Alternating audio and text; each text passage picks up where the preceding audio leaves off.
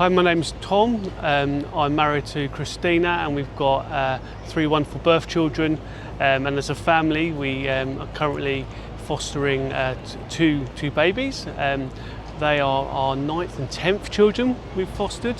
We've been doing it now for 5 or 6 years. Well, I've always wanted to foster. My parents were foster carers, and then my wife, she did some work with Bernardo's when she was trained to be a nurse before we met. So when we met, we've always wanted to do it. I'm also part of the faith community, and I believe that God puts children in families. So yeah, I think that the final kind of push for us was a charity called Home for Good, who worked in partnership with a local authority and got us fostering during COVID. I'm inspired by people like Thomas and Siri Bernardo right here in London, George and Mary Muller, and you know, even as a country, we've got a long heritage of being gracious and looking after our most vulnerable. I think of, for example, the kinder transport, where we as a country took 10,000 children away from the perils of Nazi Germany, and it makes me incredibly proud of our nation, and I think puts a great in Great Britain. We've cared for children from 0 to 18. During that time, they invariably things like poverty and domestic abuse and addiction are common themes, but not always. You know, I think we, as a parent myself, I realise we all need help sometimes, and you know, the tragedy can happen to anyone. So the current children we've got, there's a mixture of all those things really. They're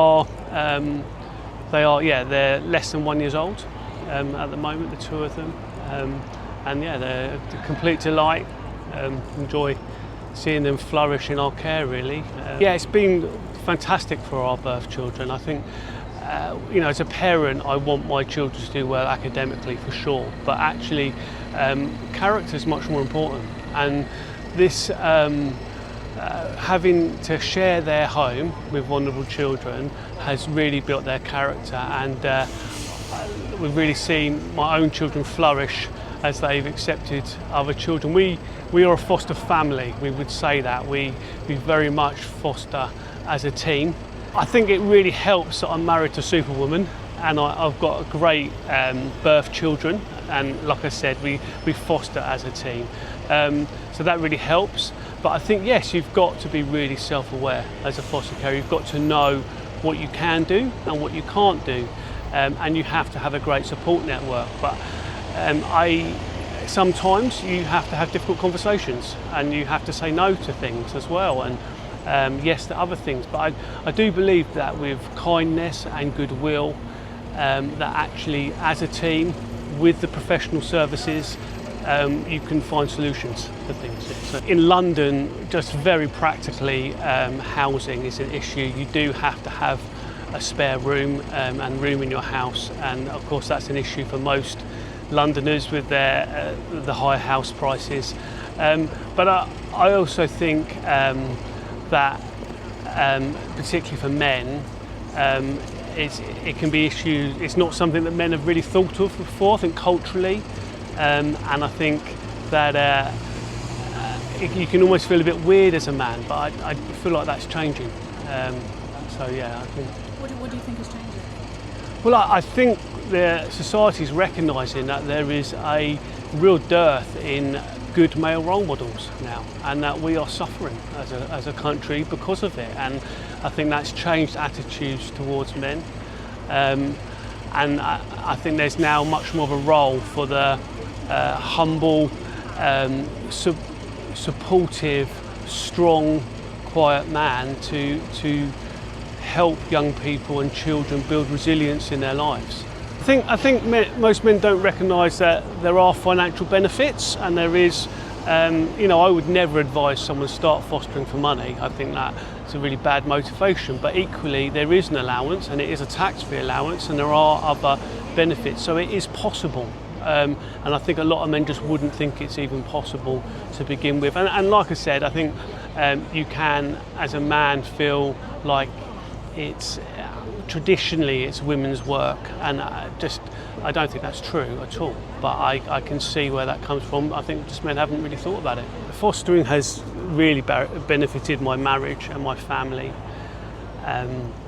We are on mission together as a family. It gives us a common purpose, and it allows us to both play to our strengths as a couple, and so it's very uniting. Give it a go and find out about fostering. I think as a man and as a married man, you've got a gift, and you've got a lot to offer the nation's most vulnerable children. And I think absolutely there is a need for male role models, and I think you'll probably find that there's a lot you can offer, and you should go for it. I mean, I think a quick Google search will tell you that there's well over 100,000 children in the care system in this country, and that means that we need everyone to play their part in the care system. We need a complete diversity of people, and that of course includes single men. I think single men may well find that they've got the time, they've got the energy, they've got the ability to really input into young people and vulnerable children's life, and I think you should do it. I think we need to think a bit more flexibly as the great British public, but also as a service, about how we help people become foster carers and provide the space for that. But working from home, which most of us get to do a little bit now, to a greater or later extent, and things like that are really helping men get into fostering where they couldn't have done before. So fostering is really worth it. There's nothing like being able to give a mother back her child, or help a family become a family, forever. We've had children leave us and go back to their family, and that's been amazing. We've had children leave us and be adopted and move into adoption, and they create a whole new family. And we've had children leave us and go on into adulthood strong and resilient and ready to face the world, and it is so satisfying. It is real. You get real. It's not a job. You get vocational satisfaction from it, which is incredible. Well, I mean, I don't want to undermine the very many fantastic women in my life and what they bring, which is vital as well. But actually, I think for boys, actually it's really important that they see what they're becoming. And actually for them in particular, they need to be able to look up to men.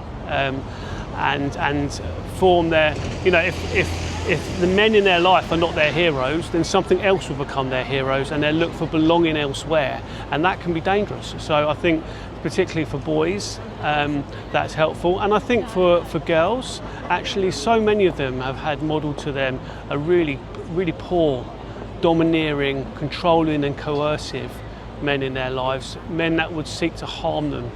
And actually having men that they can look up to, and who actually serve them and care for them, I think is really healthy for them, building good male-female relationships in the future. Maybe if that's romantic or in the workplace or wherever. I think it's really important that men provide that safe place, that role for girls as well. So I think for both boys and girls, men's input is crucial.